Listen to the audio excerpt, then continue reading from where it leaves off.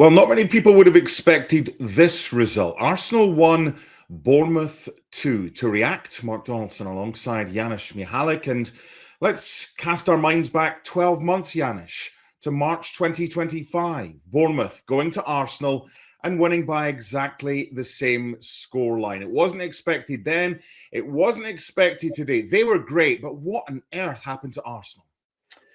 Yeah, I mean, Arsenal got exactly what they deserved, which is a loss because they hardly did anything in the game. The lack of urgency, the pressure-ridden performance. I would say that, right? Because you show up for this game, and when you're in a situation like Arsenal, every game is a must-win, right? And if you concede early, then you start thinking, we not only do we need one, we need two, right? Because a draw, even if they got it, last second here, would still feel like a loss because that's how much pressure they're under right now because of their performances, right? We shouldn't be surprised. We've seen what happened in the League Cup against Manchester City. We've seen what happened against the Saints in the FA Cup, and obviously you still have the Champions League, which they've done okay going away to Lisbon. But I think in terms of performances, you could see it coming. So clearly, with a lot of changes, some injuries, and all that, I think we all get it. I mean, Bournemouth are in the same boat to a degree. We saw it coming, and the attitude and lack of urgency today was for everyone to see. You've just described it as a pressure-ridden performance, and that's exactly what it looked like. Others may say that Arsenal's bottle has gone. What would you say to that? Well, I mean, Arsenal has only got one job, and that is to win the Premier League. Everything else is irrelevant. And now, it would have been nice for them to still be in the in FA Cup, maybe even League Cup, right? We'll see what happens.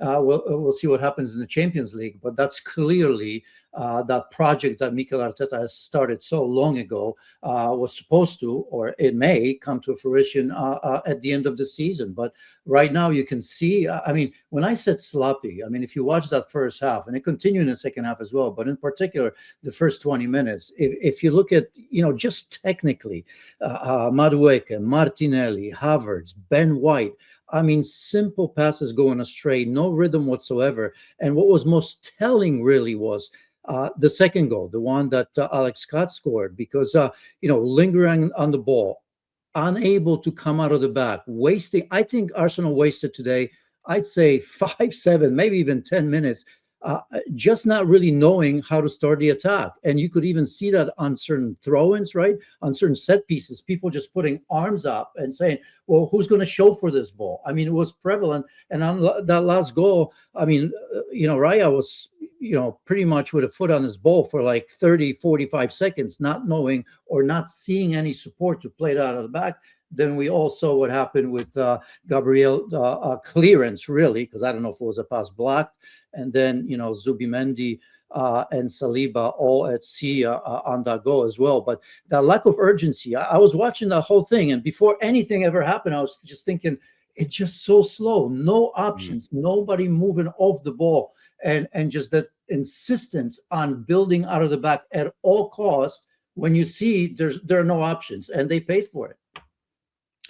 3 defeats in their last 4 games in all competitions. Prior to that, it was 3 defeats in 49. There's still plenty of time. City have still got a lot of work to do. They have 2 games in hand, and they play Arsenal at home next week. So they have to win all 3 of those to match Arsenal on 70 points. That's up to City to do. But Arsenal have now opened the door. What have you noticed, apart from the pressure situation? Is there anything on the field, Janusz? Is it the number of games, or what is it that Arsenal have gone from 3 defeats in 49 to 3 defeats in 4?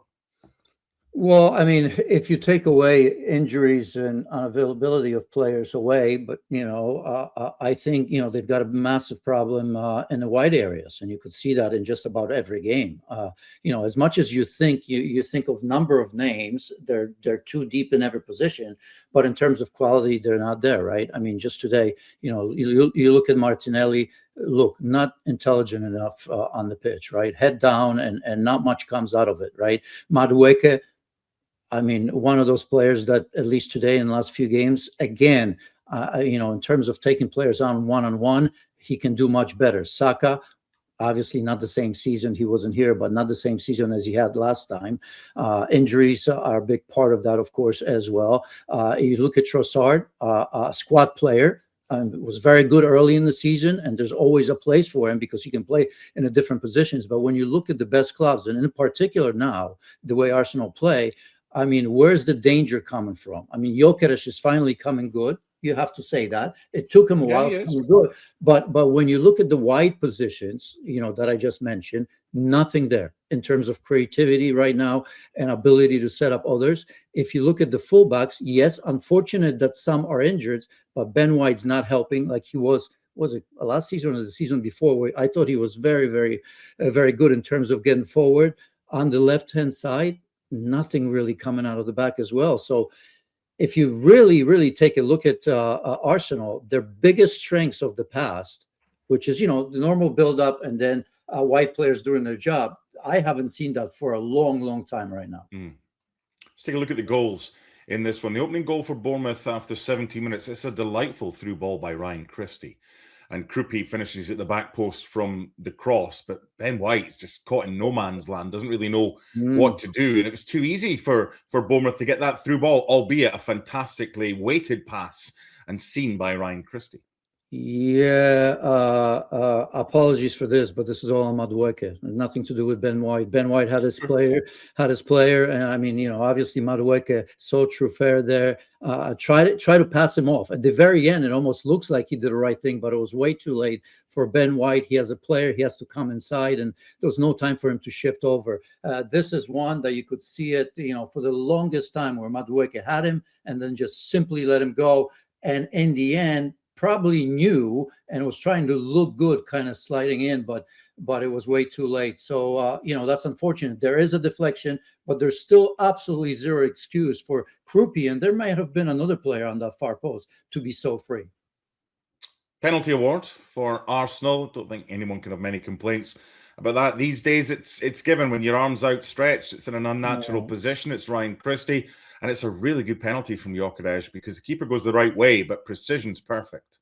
Yeah. I mean, these days, as you mentioned, that's a penalty. I, as a defender, will always say from that distance, it's impossible to adjust to that. But the way the game is played and refereed right now, absolutely right penalty, and I wouldn't question that given the laws of the game. And Gyökeres has been incredibly hot, right? I mean, scoring for Arsenal.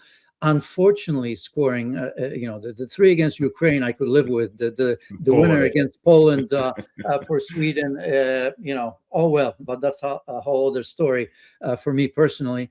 But he's been good. He's been doing his job, and yeah, he's put that away. Even though his intentions were red, there was zero chance for the goalkeeper to save that.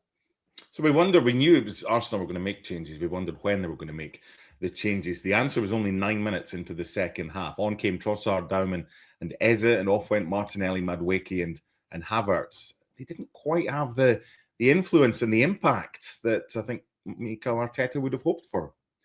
Had zero. I mean, nothing's changed.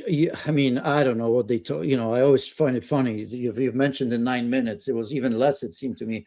But maybe you're right in the end because, what was it like at halftime? Hey, have a go. And if you don't score in the first 8 or 9 minutes, I'm making changes. They were always coming, and I don't want to be too picky about it. But it did make a lot of sense for me in terms of timing.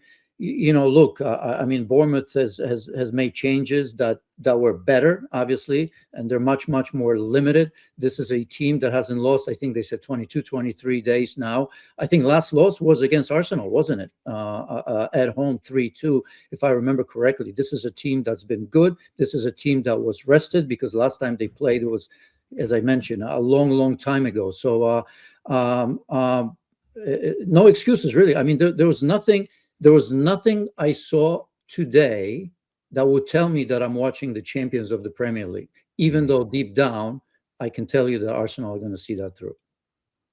Big call. Why?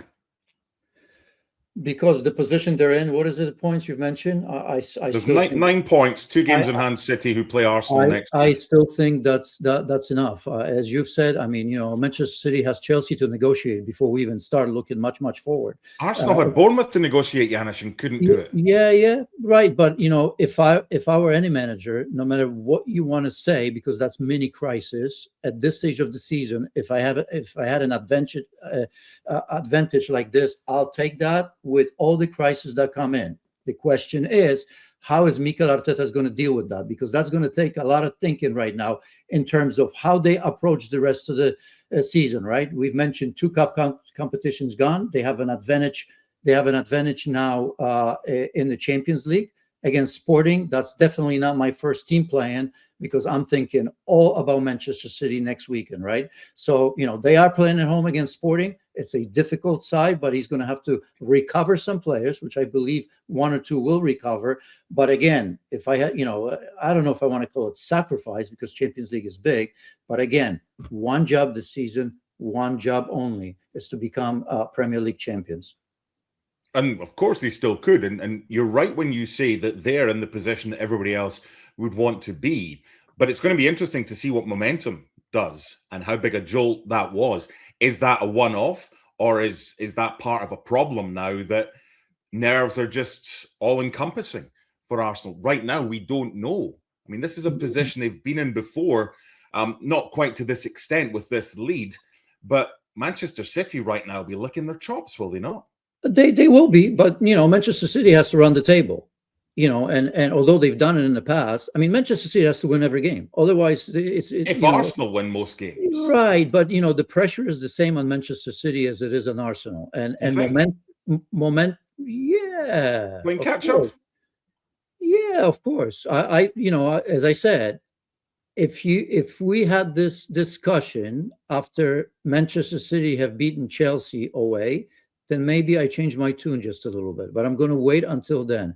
And again, no matter what the crisis, I mean, you've got to take this advantage right now, even though it's dwindling a little bit. And this is of course you take it. This is a definite setback. And I think, who knows, maybe it's going to be very, very close in the end. But I tend to not panic when these situations happen, because pressure is a real thing. I mean, we just sometimes don't realize that. And fans, of course, will do what fans do. The opposing fans will try to, find holes in the way Arsenal play. To me, it doesn't matter how they play. If it's, beautiful, if it's ugly, as long as they see it through. So right now, momentum is not great. They've opened the door, as you've said it. Ultimately, I think that Arsenal sees that through. When you compare it, and I know it's Masters weekend, Rory McIlroy has a 6-shot lead right now in the Masters, right? He's done it before. He did it last year. It would be different if he hadn't. We've seen him with 4-shot leads, and he's blown it a couple of times. Arsenal right now have the lead, but it's a case of how much do you want to protect that? How much do you want to use kind of attacking as a form of defense? Because the players that are trying to chase Rory McIlroy right now, they're not feeling the pressure. They can maybe go for things that they wouldn't normally go for. And I'm trying to put Manchester City in the position of chasing Rory McIlroy, in that you can take gambles and you can take risks that you might not take if you're Arsenal. I think it's fascinating. I think you're right. You would much rather be in Arsenal's position. But that was a big call to say that you think Arsenal will hold on, because right now, if you're pricing it up, if you're the bookmakers, you'd still have Arsenal the favourites, but City are the value. Yeah, I mean, look, and they're obviously in a decent form. I mean, they have a great squad, as you've mentioned. They know how to do it. They've never expected to be in this position, at least in the last few weeks, right? I mean, Manchester City in a sort of a rebuild. They, the season hasn't been great for them. A lot of ups and downs, and just not just in the Premier League, but obviously in the Champions League as well. So they know how to do it, but it's one of those where you have to be squeaky clean if you're Manchester City, and you have to hope for mistakes. And that's a big ask. Now, if you're Arsenal, on the other hand, now it's easy for all of us to see that at this stage of the season in the years past, this is what Arsenal didn't see it through, right? It's a bit of a choke, if you can say that. I think if I were Mikel Arteta right now, I would just try the players to be themselves, because I have a feeling that he's feeling the pressure as well, even more so than the players. He's become more pragmatic. We talk about, maybe Arsenal being too schematic, if you will. I think you got to trust the players right now. You have to let them loose a little bit and ask them to be themselves, right? And I don't know if he scolds players for going away from the script or not. I have a gut feeling that he does. And if that's true, then I would let the players be, because there is a lot of talent on that pitch. And I just think that when you feel pressure and you have a manager that kind of puts additional pressure and starts breaking everything down to a minute detail, which I think Mikel Arteta does, that's counterproductive. And I would just let them be players, because if you look at their schedule, I mean, it's not formidable. It's not one that they can get past. Yes, that Manchester City game is looming, big. But I think, I quickly looked, I forgot already. If I look at the rest of the schedule, not that anybody's easy at this stage, but it's one that I think Arsenal can negotiate. Yeah, Newcastle at home, Fulham at home, West Ham away, Burnley at home, Palace away. That's not bad. And by the way, Chelsea away for City tomorrow. That isn't easy either. You brought up Mikel Arteta. Let's finish with another Basque manager, Andoni Iraola. I mean, he's been outstanding. That's now 12 unbeaten for Bournemouth. That's the best run that they've had in the Premier League. Bigger clubs will be keeping tabs on him, will they not? Yes, they will. I mean, if you look at their situation, and there's going to be probably talk about, how many Arsenal players are injured, or, the top players not being in. Look at that side, right? Middle of the season, they're they're losing Antoine Semenyo. Look what he's done already for Manchester City. I mean, an incredible player.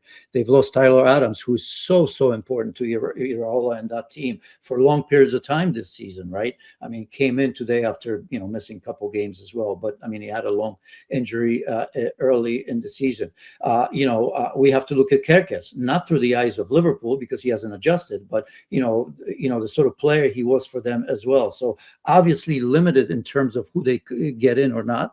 The scouting department and Iraola are doing a tremendous job. And if you look at that run, as we've said, it's just superb. And those are the teams, those are the managers that we sometimes don't talk enough about, because right now we're talking about top teams. We're talking about who's going to make the Champions League. And here we are, Bournemouth with 5 spots, right? If they continue this run, we may be talking about Iraola and Bournemouth, certainly in Europe. I don't think that the Champions League is within their reach. But yeah, I mean, there's been talk about Iraola throughout the season. And as always with these teams like Bournemouth and Brighton and a couple of others, I think Iraola next season is going to be looking at a bigger club. Yeah, Bournemouth were brilliant today. It's only fair we end with them just 4 points off Liverpool in that 5th Champions League spot. Alex Scott with the winning goal in the 74th minute. The Guernsey-born midfielder really coming into his own, a classy individual, and scored a classy goal to give Bournemouth a deserved 3 points and throw the title race wide open. Bye for now.